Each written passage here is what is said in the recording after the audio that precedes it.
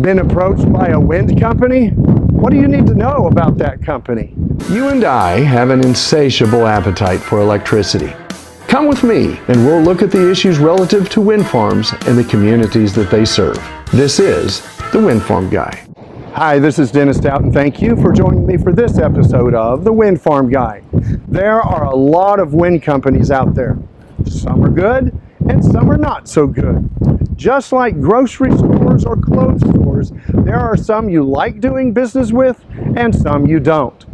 This is a long episode, but it is so important that I want to do it justice. Today we're going to look at 5 important things you need to learn about the wind farm company that has approached you before you sign your land to them.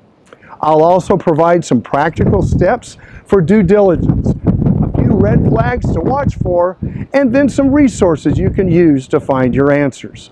I'm no attorney. These are just some thoughts for you. You probably should talk to an attorney. To assess the reliability and trustworthiness of the company, you should investigate the following. 1. Company background and reputation. What's their experience? How long has the company been developing wind farms here in the U.S.? And how many projects have they completed here in the U.S.? Experienced companies are more likely to deliver on promises. What's their track record? Research their existing projects. Have they faced lawsuits, community backlash, or project failures? Check news articles, court records, or posts on social media for insights. Search the internet. What's their ownership and stability like? Is the company a subsidiary, a startup, or backed by a larger company? Are they a U.S. company? Is their parent company a U.S. company? Are they stable? Well-funded companies are less likely to abandon projects. Are they publicly or privately owned? If public, what stock market are they listed? Request financial statements or credit ratings if possible. What's their turnover like? Ask about their employee retention or turnover. Ask the agent you're talking to how long they've been with the company. Research social media. References. Ask for contact information of other landowners who have leased with the company. Speak to them about their experiences, payment reliability, and any issues. Number 2, project specifics. Project status. Is the project in the exploratory, planning, or permitting phase? Ask for a timeline and milestones when construction might start. Financing. Is the project fully funded, or are they seeking investors? Unfunded projects carry higher risks of delays or cancellation. Power purchase agreements or PPAs. Does the company have a contract to sell the energy? A signed PPA indicates project viability. Technology. What type of turbines will they use? And are they proven or experimental? Proven technology reduces risk of breakdowns. Keep in mind that very little is known about these project-specific items in the early days of a project. That's not necessarily a bad thing. In fact, during the early days of a project, if they show you a map indicating turbine locations, run away. They know that there is no confidence whatsoever in those turbine locations until they are vetted through the various studies that will be done and solidified by who actually signs up their property. Number 3, regulatory compliance. Permits and approvals. Have they secured the necessary federal, state, and local permits like environmental, aviation, and zoning? Ask for documentation or contact local authorities to verify. Environmental studies. Request copies of environmental impact assessment or wildlife studies to ensure compliance with regulations like the Endangered Species Act. Number 4, community engagement. What's their local reputation? Has the company engaged with your local community through public meetings or outreach? Check social media or local news for community sentiment or controversies. Transparency. Are they forthcoming about project details, or do they avoid questions? A reputable company will provide clear answers and documentation. Just because someone says certain information is confidential doesn't necessarily mean that it is.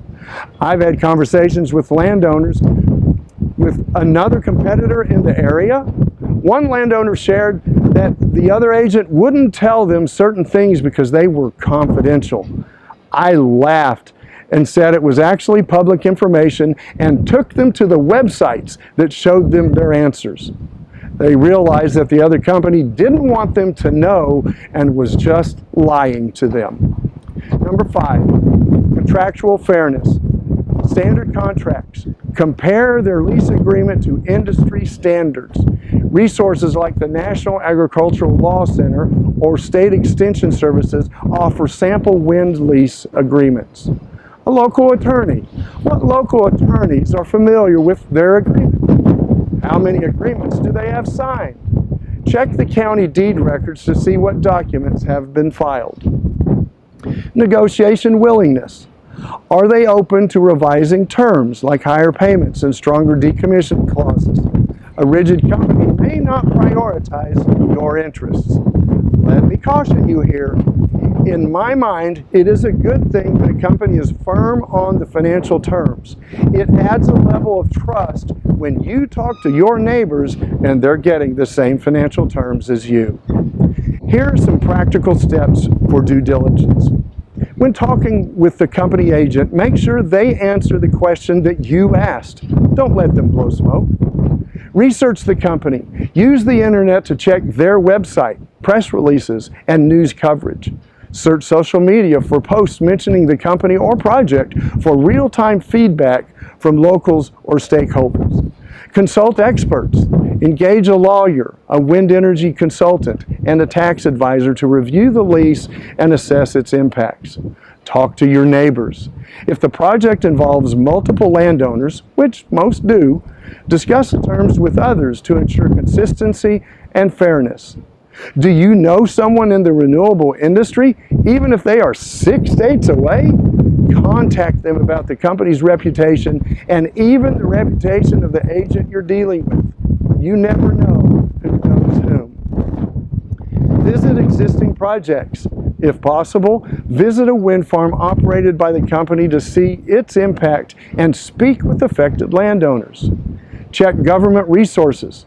Agencies like the U.S. Department of Energy or state energy offices provide guides for landowners considering wind leases. Here are some red flags to watch for. Pressure to sign quickly without time for review. Vague or missing details about payments, decommissioning, or land restoration. A lack of transparency about permits, financing, or project timelines. Dodging questions or a tendency to avoid a question by offering another answer or changing subjects. Poor communication or unwillingness to provide references or requested documentation. A history of lawsuits, bankruptcies, or abandoned projects. If you like what I've said today, be sure and click like and subscribe below. If you have thoughts or want me to address a particular topic relative to wind farms, please also leave me a comment. This is Dennis Stout, and I'm the Wind Farm Guy. Thank you for watching. Working together, we can make good energy decisions and save our planet. I am the Wind Farm Guy.